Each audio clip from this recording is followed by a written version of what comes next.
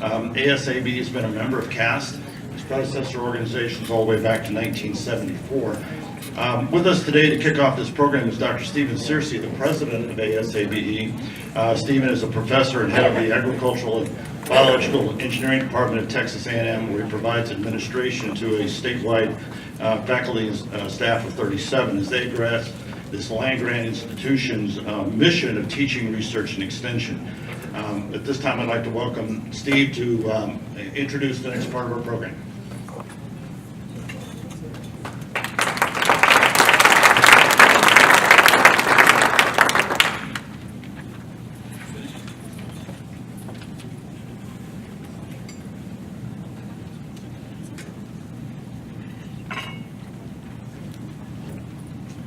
Well, good morning, and thank you for your presence. Thank you to CAST for the opportunity to be here and to try to communicate a little bit about what we in the American Society of Agricultural and Biological Engineers have been trying to do, specifically related to the topic of this year's Borlaug Dialogue, the road out of poverty, and being engineers, of course.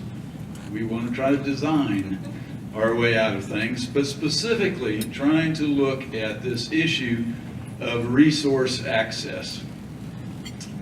We flip past that one.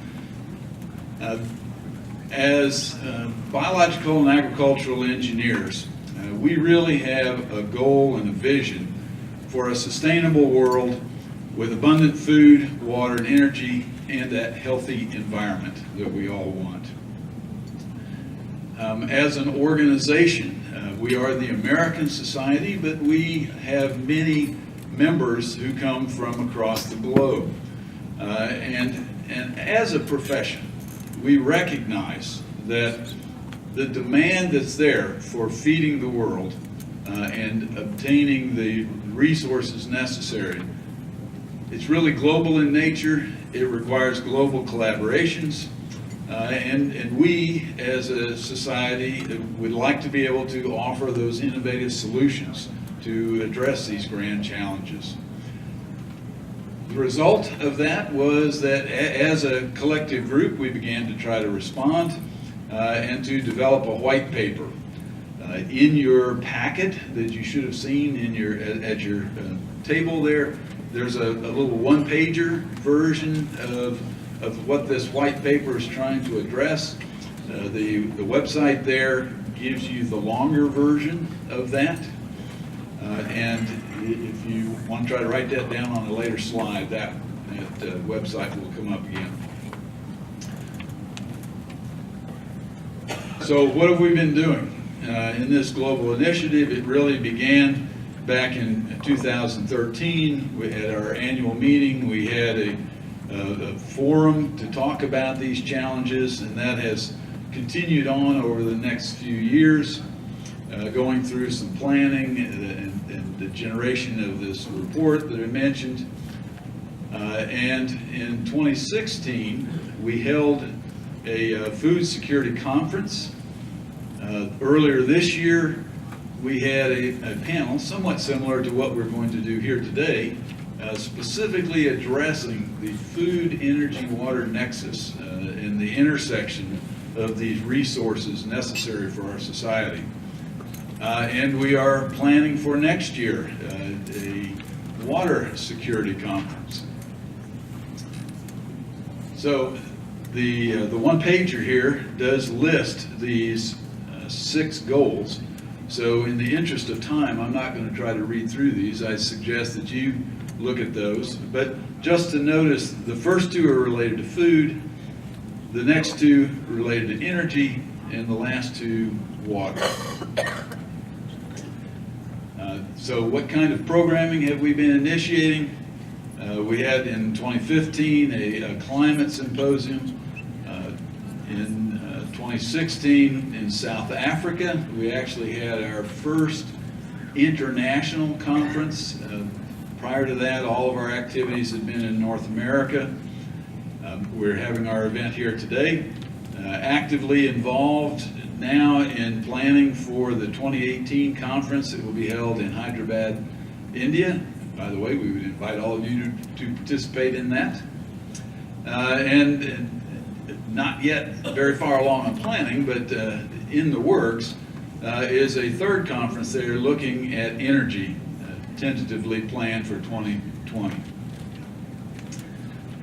Just to quickly highlight a couple of the items that are specifically coming out of our Global Food Security Conference. We had 6 individual themes, and there is a white paper, or maybe I should say a summary paper, from this particular conference that is available. If you're interested in seeing the details on that, a quick Google search with ASABE and Global Food Security will pop that up, so you can find that link. But addressing many of the kind of topics that Jason just mentioned, what can we do through mechanization and the use of precision agriculture?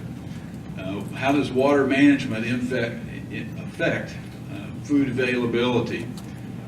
But then also these issues of loss, the post-harvest value-added processing, distribution and logistics, capacity for our food system stability, and finally, a systems level.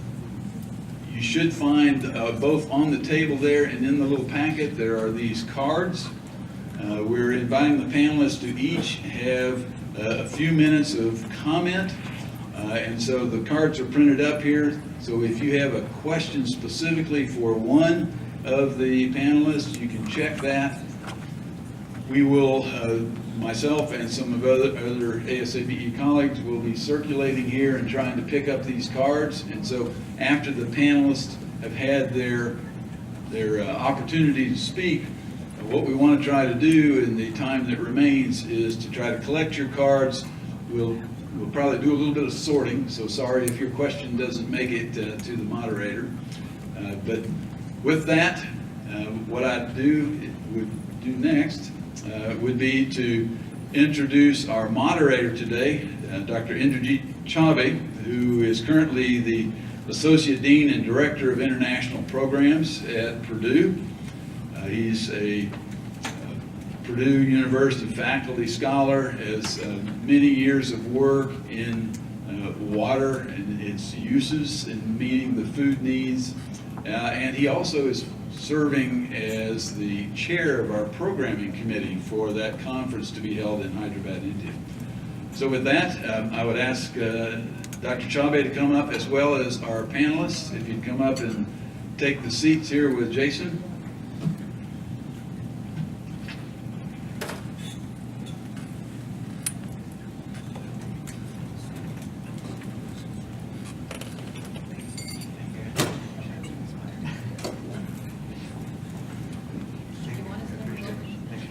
There is no order. You can sit wherever you like. Good morning. Thank you, Steve, for the introduction. My name is Indrajit Chaube, and following Ambassador Quinn's comment, I am lucky to be a Purdue faculty member, and I'm really excited to represent Purdue at this panel. And it's an honor to be among the distinguished panel members. I will introduce them briefly, and then will request them to make a quick, no more than 5 minutes of comments, so that we have enough time for taking some of the questions from the audience and have a discussion on the theme, how do we get to a food secure world.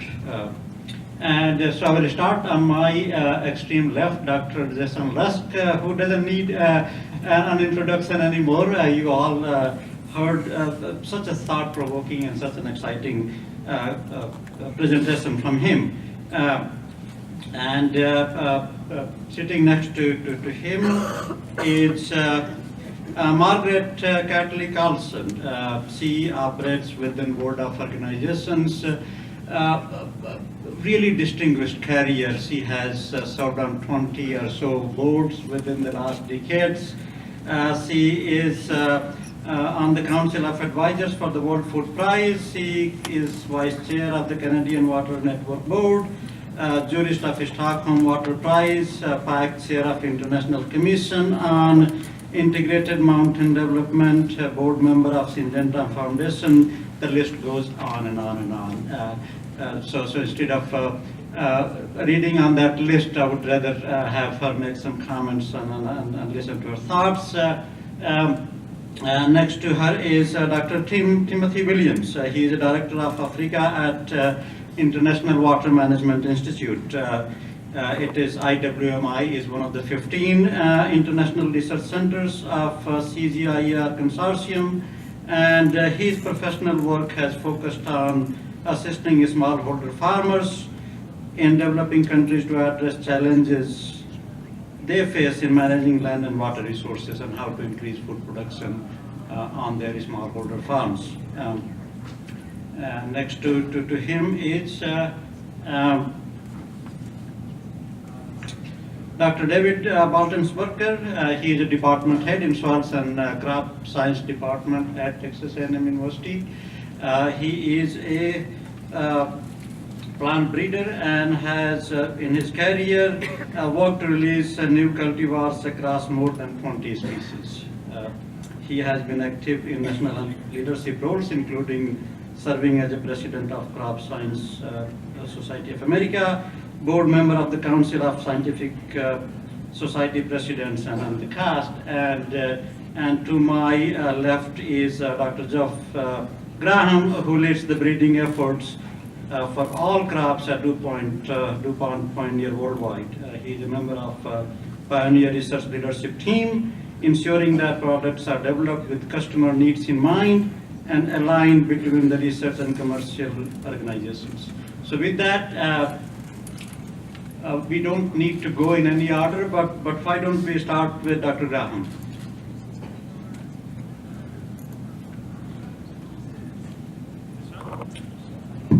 There we go. Good morning, everyone. When I was thinking about the comments for today, I started to think a little bit about our history as an organization, as a company. For many of you guys know that Pioneer started in the 1920s with a vision about hybrid corn being able to transform corn production system.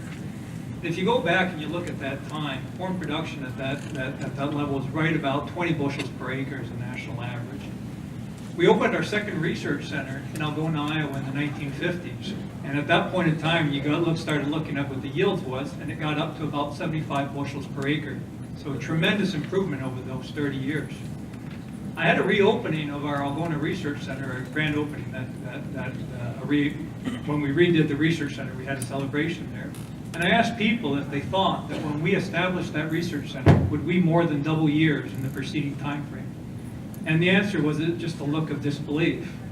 And so I question now, when I look at the state of Iowa, where I believe the state average is around 190, 192, to think about when we started.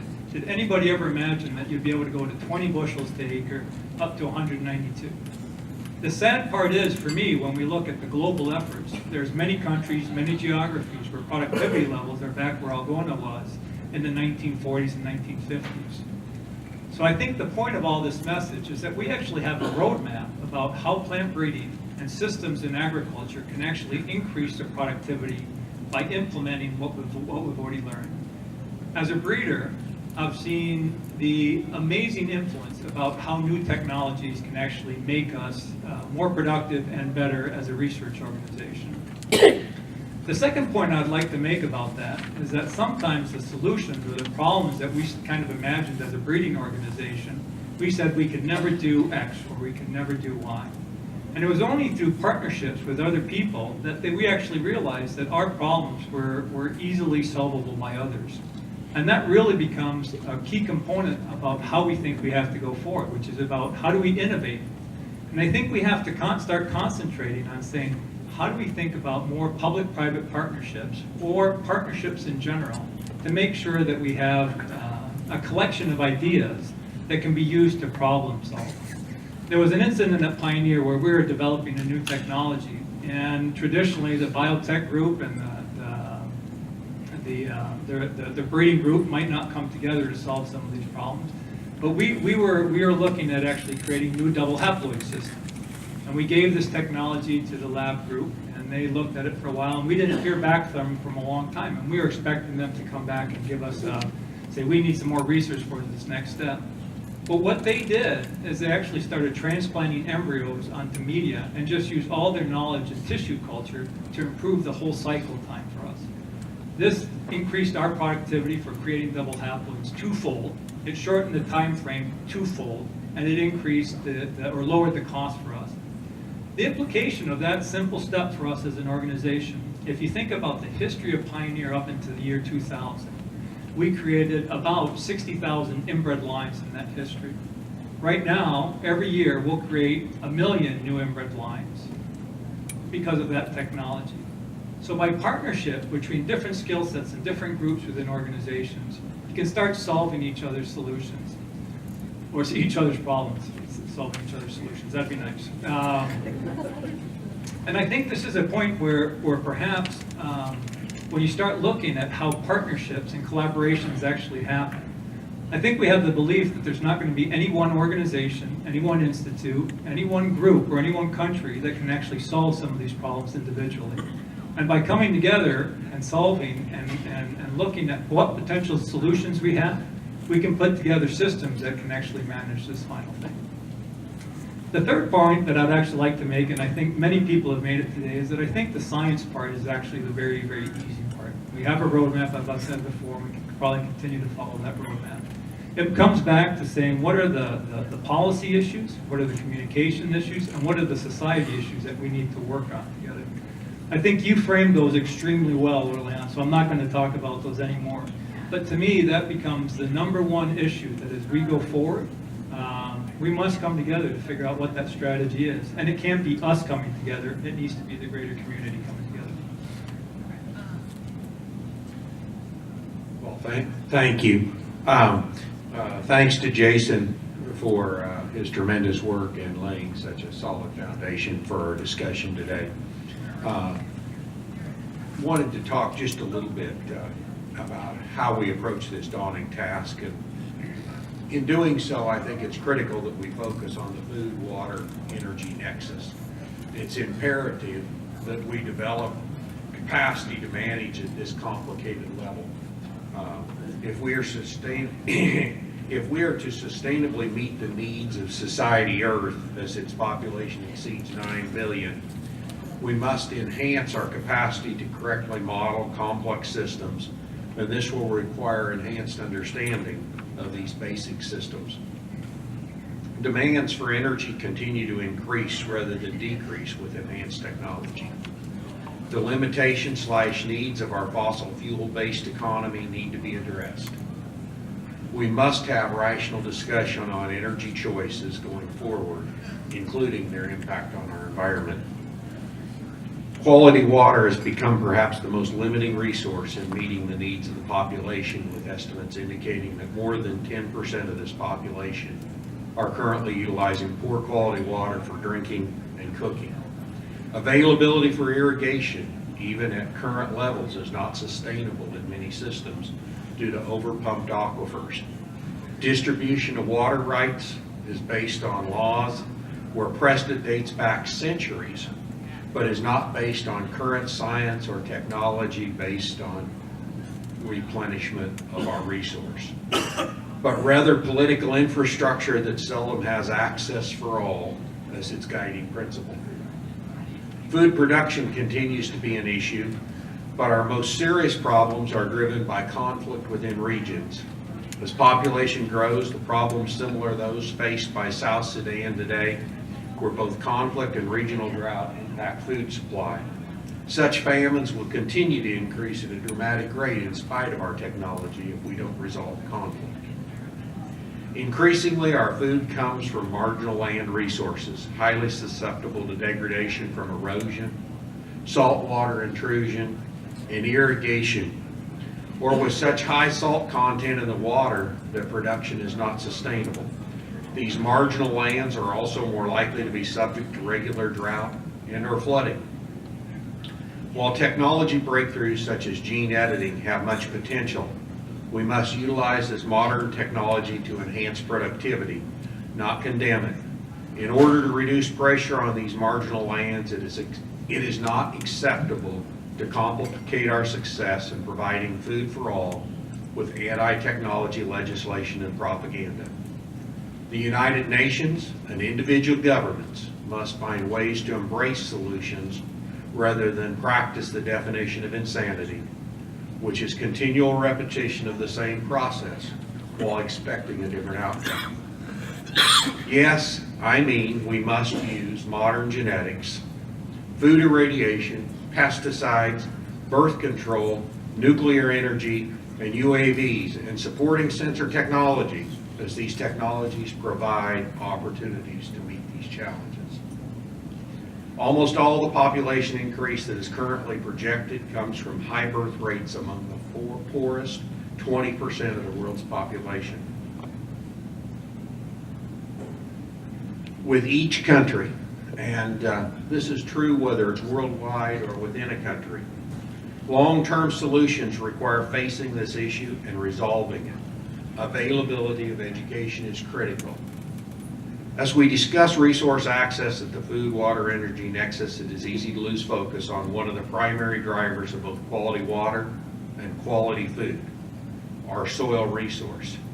It is important that we recognize that as soils degrade, they lose their ability to provide a cleansing mechanism for water and actually add nutrients, particulates, and other contaminants to our water resource. As soils become degraded, they are naturally less productive, requiring greater input of energy through nutrients and water, with a loss of both nutrient holding capacity and water holding capacity. Not only are more inputs required, but the risk of off-target loss becomes greater, impacting downstream water quality. While the word carbon has a negative overtone for its role in climate change, the loss of carbon from our soils suffers from the lack of political awareness as to the long-term ramifications. We must alter this through education on soil security, research investment to reverse degrading soils, and government policy to encourage this reversal. Soil security has to become a higher priority for our decision makers. Hopefully my comments were made so the discussion would be stimulated. Thanks for your attention. And just a reminder that please be thinking about the questions you want to ask to the panel and write it on the cards that are on your table in front of you.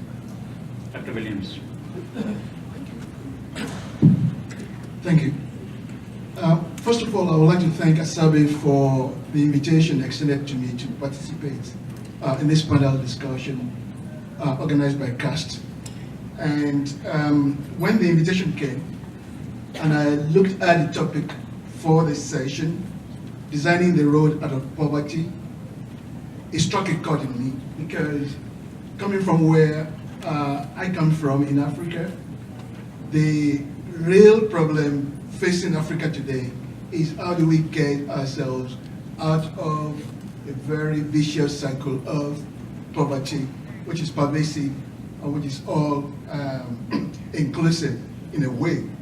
And I think Professor Lusk set the tone very well in one of his last slides, where he showed the rate of population growth in different parts of the world. And over the coming decade, two of the challenges that we face in Africa in particular is meeting the challenge of feeding a growing population for the next few years, as well as creating jobs for young people in a productive and sustainable climate resilient agricultural sector. These two challenges of feeding a growing population and providing jobs in a sustainable agriculture will very much depend on access to land and water resources.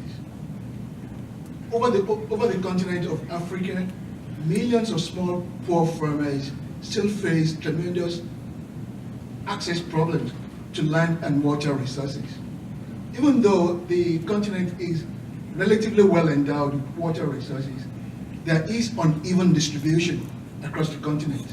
If you look at the northern part of the continent, it is actually facing physical water scarcity. And the southern tip of the continent it's also experiencing physical water scarcity. But the vast agricultural zone in the middle of Africa is facing what my institute has called economic and institutional water scarcity. And essentially what this implies is, although there is relative abundance of water, the necessary investment needed to be able to improve availability and access to this water resources is very limited. And I believe designing the road out of poverty will involve 4 interrelated measures to be taken in order to be able to reduce poverty. And the first measure would be to increase investment in water infrastructure. Because without increased availability of water, we can't even talk about access to the millions of poor farmers who are unable to tap into the available water. So increased investment in small-scale, large-scale, built and natural infrastructure for water storage is quite important. But increasing water availability is only a part of the problem. Energy will be needed to lift the water, to distribute the water for its application. And before now, emphasis has been put on non-renewable energy sources to be able to provide the energy for lifting water, for distributing water. So we're talking about energy provided through fossil fuels, like petrol, like diesel fuel. On the other hand, there is constant solar energy that can be tapped into to provide a source of energy needed for groundwater application and use throughout the continent. The second important aspect that is needed to improve poverty alleviation is to guarantee the rights of women and youth to land and water resources across the continent. Right now, existing as well as governance systems in Africa militate against access to women and young people getting into agriculture. And unless we find new ways of improving governance, of allowing people to gain access to land and water resources, the increased availability of water will be less than useful. So finding ways to reform existing systems of governance to be able to improve access of women in particular and youth to land and water resources will be quite critical. The third measure will be to involve farmers in viable value chains and at the same time improve their access to finance, to extension services, as well as to markets. If farmers are producing without being able to market whatever they are producing, then we have not been able to achieve anything. So access to market will be quite important. And the fourth measure that will be needed is to increase water use efficiency and productivity. The narrative this morning mentioned the importance of improving productivity. It is quite essential because even though water is available, we know that over time there will be increasing scarcity of water. And that means whatever is available will need to be used much more efficiently to increase productivity. And not only surface water and groundwater, but also wastewater resources, which is increasing now, given the rate of urbanization across Africa, where accumulation of wastewater in cities is constituting an environmental hazard, but which can be turned into a positive use in agriculture. My institute has been involved in a work involving public-private participation in Ghana, in which we make use of wastewater to recover energy and nutrients, which is then converted into organic manure that is recycled back into agriculture in a sort of circular economy, that the waste accumulating in urban cities are converted into viable organic amendments that can then be returned to the agricultural sector to be able to improve yield and income of poor level farmers. So thank you very much. Thank you, Dr. Williams. Margaret, do you have a PowerPoint or you just want to? No. Okay, great. Thank you. Thank you, and Jason, thank you so much. I loathe getting up early in the morning, but despite that, I struggled to the cast breakfasts every year, and I've always been rewarded with presentations and ideas that really uplift you and decide that you're going to go out and fight the good fight and try and do it better and more effectively. So you've continued in the tradition and in fact raised the bar. So thank you very much. Delighted to be here this morning. At the end of 4 really good speakers who said it all, I should just say to you what good-looking ladies and gentlemen you are, and be quiet. But I'm not going to. But basically, the subject that I wanted to say has really been well introduced. We're talking about water and energy as they relate to the process of development, and particularly of very poor people. And a few years ago, under the leadership of the German government, we tried to put those together into looking at a nexus of demand for energy and for water, for energy, for food, and the pull on water that both of these have, but also the pull on each other. As you try and grow more food, you need more energy.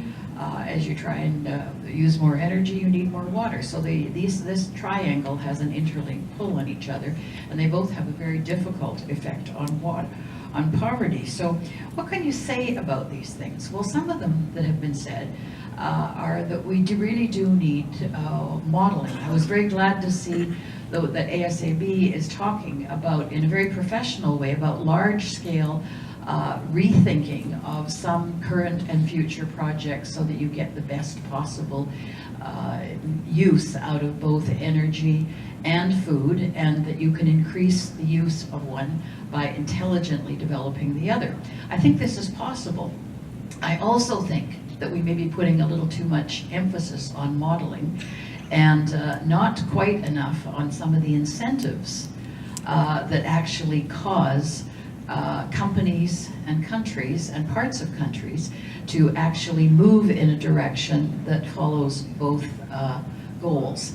And that means you have to work at a country level, because incentives in the form of taxation, in the form of subsidies, they change from country to country. But the world moves by incentives, and the issue in modeling is you sometimes work on, as a former economist, or are you still an economist? Sure. Economists will tell you, and the Nobel Prize winner this past week is no different, that people do not behave rationally. And the problem with modeling is you sometimes come up with what a rational system would do. I want to talk to you about 2 little developments that I think are really good examples of Nexus. Now, there's lots of big examples of Nexus. I was once in Iran, and we followed a river, and about every 3.5 miles there was a power dam. Now, this is a wonderful example of non-Nexus. First of all, there wasn't enough water to run the power dams. And I said, why are these being built? And my Iranian guide just reached over and went like this. So in other words, somebody was making a lot of money over the decision. So that's bad incentives. That's incentives going the wrong way. But he said they justified it through agriculture. And I said, do any of these run irrigation systems? No, none of them do. So that's a wonderful example of completely non-nexus. Doesn't work for either purpose. But there's no reason why a dam that is created for hydro in a country that is short of water should not also be operated and also constructed in such a way that the possible irrigation effects and the irrigation of the availability of water is at least taken into consideration, if not in the construct, certainly in the operation. And Nexus can be that simple. What is the incentive for considering alternative uses for the resource? Does that take a particular incentive in the form of water, or in the form of taxation or subsidy? It might. It depends on the situation. So there's lots of good big examples. Australia has used reverse osmosis to create water that's clean enough to run a paper plant, and then cleaning it again so that they can use it for municipal work. That's an example of Nexus, using the water twice. But I want to give you 2 little examples that I really like. The first one is working on the fact that across the world, about 3 out of 4 sacks of fertilizer never reach the root of the plant. This morning, that People are working on this at the level of the individual plant, and also the pivot system is often focused on this issue. But around the world, and certainly in this continent, we have put a lot of fertilizer into the water system and into groundwater and into the hypoxic zones in the Gulf, rather than having these reach the root of the plant. Now, if you pelletize fertilizer and put it in on an individual plant basis, you can increase the yield of the farmer by 30–40%. You certainly decrease the amount of fertilizer that's necessary, and that decreases the amount of subsidy that governments that insist on subsidizing fertilizer will have to pay. Now, the problem is here, the one that Tim has just alluded to. You're trying to keep youth on the farm, and this can end up being drudgery. You can't interest John Deere on this because fertilizer is simply too cheap. But in the countries like Bangladesh, in Myanmar, in countries like this, you can interest people in pelletizing and using fertilizer on a per plant basis, provided that you get away from the simple drudgery of bending over and putting a pellet in at the base of the plant. And so therefore some very innovative Bangladeshi producers have come up with what we nicknamed the Pogo Stick. So you get the idea immediately that this is a stick into which you put pelletized fertilizer at the top and it comes out the bottom. You're saving energy because energy is the main component of fertilizer in many, when you look at the nitrogen.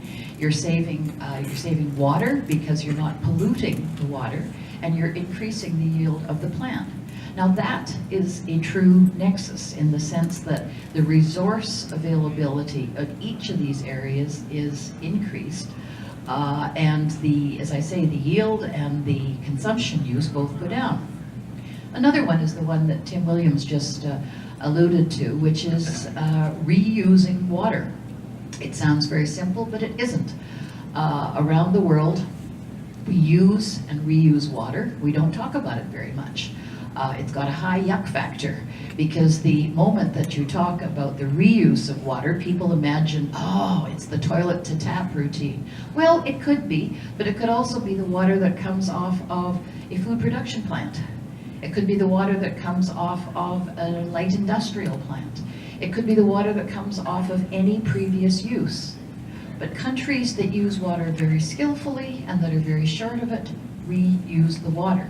And one of our tasks is, on the most energy efficient fashion, to clean the water for its next purpose.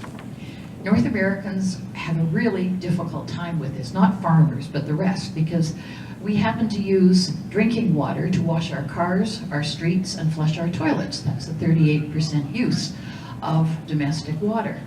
If we started looking at this a little more carefully and cleaned water fit for the next purpose and thought about what the next purpose is, and did some constructive redesign of both urban and other architecture that was carrying the water around, we would find that we could use water a lot better. And that water use pattern of use and reuse could also translate around the world. The actual benefits that could happen, because you would be getting free fertilizer if you wish, depending on how you clean the water, but the same nutrients that we ingest would be in municipal water, and so you need to clean out the pathogens, you need to do some cleaning on it, but then you can use that water for food production around that area. As Tim will tell you, a lot of countries use it without cleaning it, and that has its own hazards, although if it was going to kill people, you wouldn't have the population growth that you've got there, so you've got to be a little realistic about it too. So those are two examples of the fact that Nexus, yes, it can be about modeling, it can be about reverse osmosis and fairly high technology. It can also be about thinking about the path by which we use energy and by which we use water to produce food and to meet the water and energy and food needs of people around the world. Thank you. Good, thank you. I think you've probably heard enough from me this morning, but I'll just share a couple of brief things. One is Margaret stole a little bit of my thunder, but it's not every day I get to sit on a panel organized by ag engineers. And so I think there's some real opportunities here, not only for engineering the systems of how we allocate, how we distribute water and the systems for doing that, but what I would also think there's some real opportunities for designing the markets for how we allocate those waters. I think that's one of the challenges. You think about water use often in this country, the price is something very close to zero. So it's not priced at its true scarcity. And so thinking about how we can develop markets to help allocate water in a more efficient way, I think is a really useful step forward. And I think it relates to a whole set of policies and incentives that one might think about instituting to help solve some of these problems. Secure property rights, good markets, and markets don't just happen on their own. They require all kinds of institutional details and designs and mechanisms to work well. And so that's the one sort of pitch I would add in is let's think also about good ways of allocating our scarce resources using the pricing mechanism in a smart way, where we can also think about folks that have limited capital also being able to participate in those markets. So. Please be sending your questions my way so that I can get it to the panel. And I'll start with the first question I have for Dr. Lusk. You talked about increasing divide between food producers and food consumers, and how little of understanding food consumers are increasingly having about the food producers. In many of my own discussions, I hear the comment that agriculture consumes 70% of the fresh water, and it comes in a very negative connotation. And very few of those who make this argument understand that they know that they need 2 to 4 liters of water every day for drinking to sustain their life, with very little understanding of every one of them are consuming 2,500 to 5,000 liters of water in the food that they're consuming. They have no idea about it. And so the nexus, food, water, energy, in those terms, of what is actually needed to produce the food is missing. How do we communicate that so that? Well, I think that's a real challenge, and again, I don't think there are really any easy answers for that. Being able to communicate, knowing the facts is useful, and having those facts to communicate is worthwhile, and be able to make those sort of comparisons. From the economic standpoint, it gets back to my point about pricing, is I think it is important, if people feel like somehow a business or a producer isn't paying their fair share, or they had access to the water or resources in an unfair manner, that seems very unfair. But if you can communicate to people that actually you've paid for that price of water in the food you're purchasing, it's baked into what you're buying, and so we've accounted for the scarcity and the alternatives, uses of those waters. I think that maybe it's just the economist in me speaking, but that could be a kind of effective argument to say that's already accounted for in the food you're buying and the prices you're paying. But you got to back that up with actually having those water rights and allocations, behind the scenes there. But the other answer to that question is another way to respond to that sort of question, I think, is to say, you're right, agriculture does use a lot of water. What technologies can we use to help save that water? How can we think about bringing science and innovation to bear on this problem? Because I agree with you, we should use less water in agriculture. How can we do it? And so I think that's a more effective kind of conversation to have. So the follow-up question to Tim is, most of the technological advances in water management, the sensors that we have got, the GIS and remote sensing technology that we have for the effective water management and to increase the water use efficiency has benefited large-scale farmers. It's too expensive, too difficult to implement, or too complicated for them to understand for the smallholder farmers who are producing majority of the food in the world. What can be done, and what is, maybe if you can give an example of what IWMI is doing to reduce that gap of technological adaptation between large and small scale farmers. Thank you. I think the good thing about technology is you can talk about technology at different scales. While if you talk about central pivot and things like that, is out of reach of most small-scale farmers. At the same time, there are what I would call appropriate small-scale technologies that farmers are using to manage water. So pump irrigation using very small horsepower pumps is very prevalent in Africa. And that is a tremendous improvement over just irrigating using buckets and manual labor to do that. In addition to using pump irrigation, either powered by solar energy or electricity or fuel, there are other small tools and equipment that can be used. One is what we call wetting front detectors. When you irrigate, and when we talk about small-scale farmers, coming from a culture of rain-fed agriculture to irrigated agriculture, one major problem is they either over-irrigate or under-irrigate. But having these small tools that can tell them the amount of saturation of water in the soil is very useful. It's inexpensive, it can be easily managed by farmers, and it tells them when the water, when the soil is already saturated, or when the soil is too dry for them to apply water. So this combination of small-scale irrigation pumps, wetting front detectors that can tell them when to irrigate and not to irrigate, are the kind of measures being used by farmers on their own, even without any investment from the government, and that is making a difference. We found that by using this combination of small-scale irrigation and wetting front detectors, you can increase yield by 25% and decrease water use by almost 20%. So it's a win-win situation where you manage to increase yield, but at the same time you manage to decrease the amount of water being used to irrigate a given area of land. So I want to agree totally, but say this only works if you're paying for the water. Because you have to have an interest first in decreasing the amount of water that is used.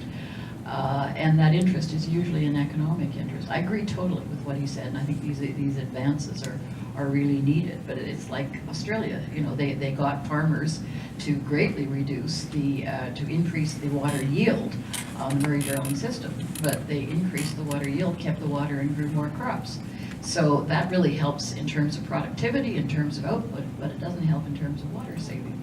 So whether you're trying to save for environmental purposes or whether you're trying to save to increase the productivity of farmers, if there's no incentive, and it doesn't have to be money, but that's the one that is the easiest, quickest to use. If the farmer owns that water or can get access to it later, that'll be another incentive. So, but the incentive system has to be there. Otherwise, it won't actually affect the quantity. And we have seen some really negative examples coming from different parts of the world when there is no incentive to conserve the water and then rapidly declining groundwater systems. This is a thought-provoking question to no particular panel member, but the question is, what role does the changing diet toward meat eating globally play in ensuring resources, especially food? And what can be done to reduce negative influence? Anyway. Can I start, and then you can have a real expert after that? The answer is huge. When you take a chart of where the increasing demand is for crops, it's all food, feed, and fodder. And because as soon as there's more productivity, as soon as there's more income increase, people want to eat more protein. More protein means feed and fodder. So what can be done about it? I would say a lot more research on exactly the food and feed and fodder crops that could be grown with more water sparing. We were talking at breakfast this morning about the fact that you can create protein out of wastewater ingredients. That protein could be fed to in aquaculture chickens, those that are carnivores or omnivores. There's lots of things that can be done to cut down on that, on the drawdown from animal of food and fodder crops.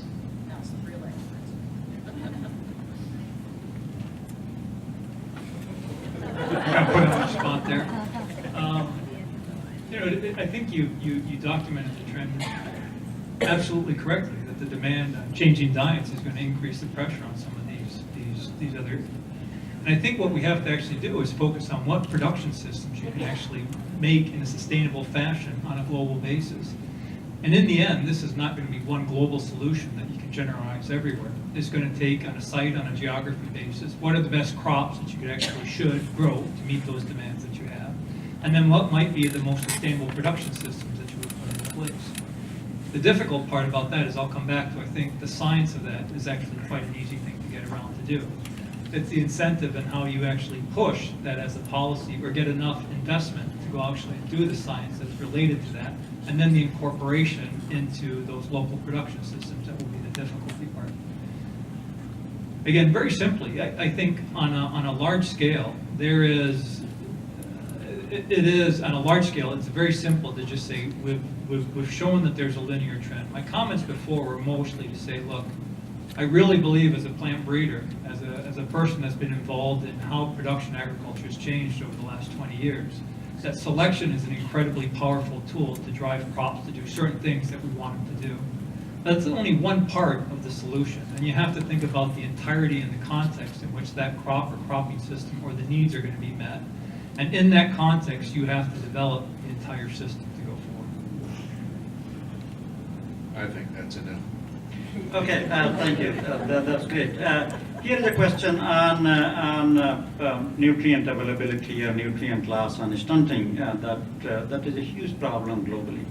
And the question is, availability and affordability of protein is affecting stunting rates. If dietary protein is a resource, how can we improve its access to people that need it? And the question is not to any particular member, so anyone who wants to jump in. Well, there are several things that have been worked on and tried, but legume protein is still one of the big players in that availability on a smaller scale. Is the mic on? Can everyone hear? Okay. On a smaller scale and a more technical thing, we've been working with things like low gossipol cotton to where it would fit as both a food crop and a fiber crop, where in the past it's used primarily for oil and then a byproduct for cattle feed maybe. But by taking the gossipol out, that protein becomes available for human populations. So there are lots of, as he said, the science is easy. The distribution issue is still a situation that's not that simple because it's largely driven by poverty and conflict.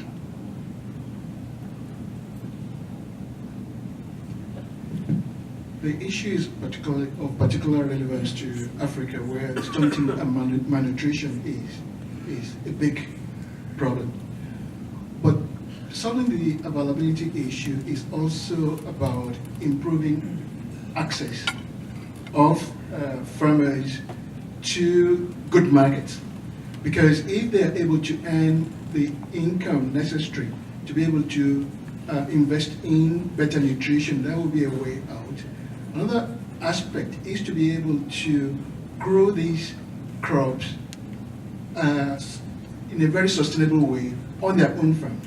Because right now, most of the problem is existential in the sense that they want to grow the cereals, the grains they need for the farm, for the household.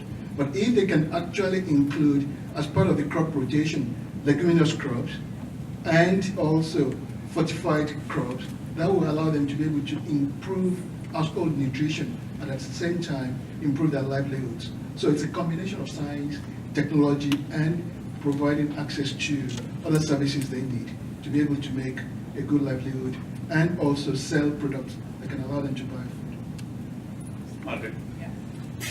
There's a two-word answer: feed women. It's about 1,000 days, the days of gestation and the first months of a child's life, and that is when stunting is determined. And if you don't feed women, if women are the last to eat in the family, if women are working so hard that they are eating way beyond their caloric consumption, there's going to be stunting of that baby and there's going to be stunting of the child. So I agree totally with my distinguished colleagues, but it really depends who gets to eat. You feed women and you start to reduce stunting. I've been told that the time is almost over, but I would not leave the podium until I get to ask this last question. And the question is, tell me about one thing you do, each one of you, to help us find our next step on the road out of poverty.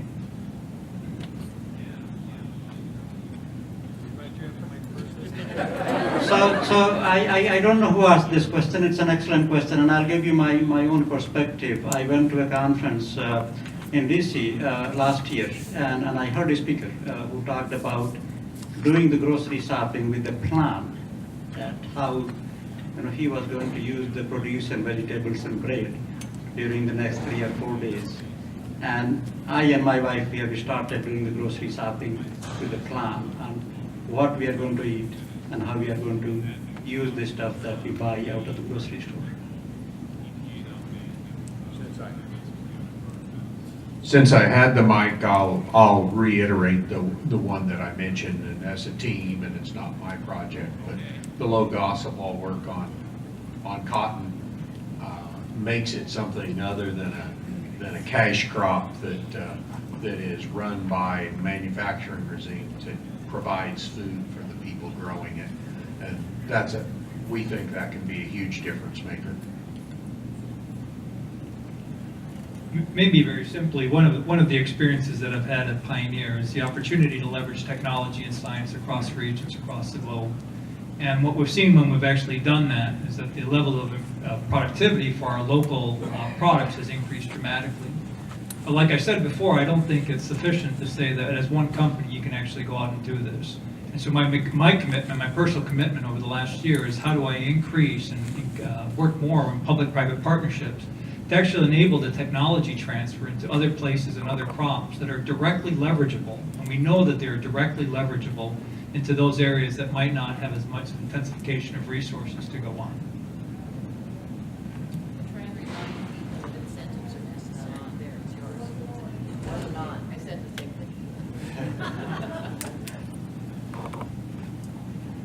Well, I have the privilege of being able to have access to government institutions in Africa.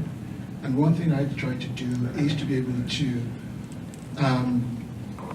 bring to their attention the importance of science and technology, as well as to be able to formulate informed policy decisions on how to help small-scale farmers in Africa.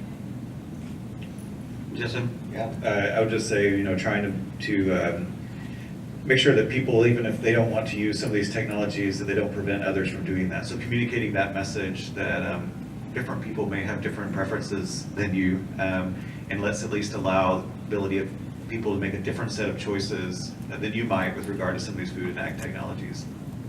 So with that, thank you very much. On behalf of, David, did you have another comment? Just one comment, because nobody covered it, and we kind of missed it today, and that's education. Because education is the driver from poverty, as we're going to move people from poverty. And most of us in this room are involved in some way in education, but we kind of take it for granted instead of putting it out there as what we do. Thank you for the comment. I can personally relate to that. My grandfather was a smallholder farmer, and my grandmother was visionary, who knew that education is the only way out. And I'm a standing example on this podium.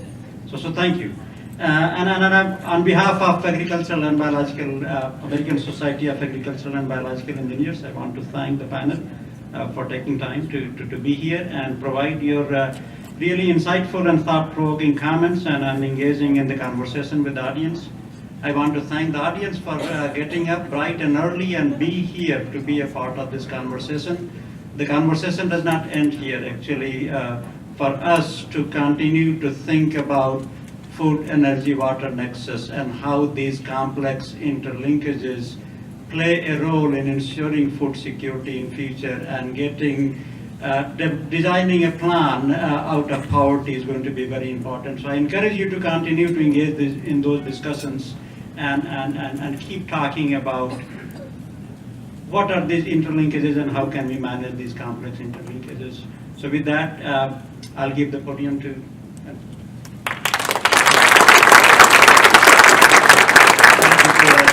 Great panel discussion. Thank to our panelists. Thank to all of you for being with us today and really sticking through it to the end of our program. I did want to just make a couple quick comments before we close. I think as Stephen had alluded, on your seats, you should have found a folder. It's got a lot of information pertinent to some work we're doing at CAST, forthcoming publications, recently one, as well as information from our sponsor, as well as some information, as Stephen alluded to, about their white paper and some of the things that they're doing around this issue. So please take that with you. I'd also like to thank many of you here I see today are members of CAST, either representing your organization or individual members. I'd like to thank all of you for your support. We are a membership-driven organization, so your membership in our organization is what keeps us doing what we do. For those of you who are not members, I'm going to invite you to join us, and if you'd like information on our membership programs, our Colleen Hamilton, our membership coordinator, will be over there to visit with anybody who would like a membership. I have a couple more, just one more slide. Again, want to thank Syngenta for their support of our award and our breakfast program this morning. Thank you, Dirk, for being here and being a part of it. Anyway, I thought I had one more slide. Go. I do want to also announce to you that on or about the 1st of November, we will be announcing the nomination process for the 2018 Borlaug Cast Communication Award. And we will have the application available online. The submission date will be probably sometime in early February. And I would encourage you to start thinking about who's the next person that we want to recognize as the Borlaug Cast Communication Award, and who will be in front of this group next year sharing their thoughts, their ideas, what drives them in terms of science communication. So thank you all. Keep somebody in mind, and look forward to seeing you all back here next year. Thank you.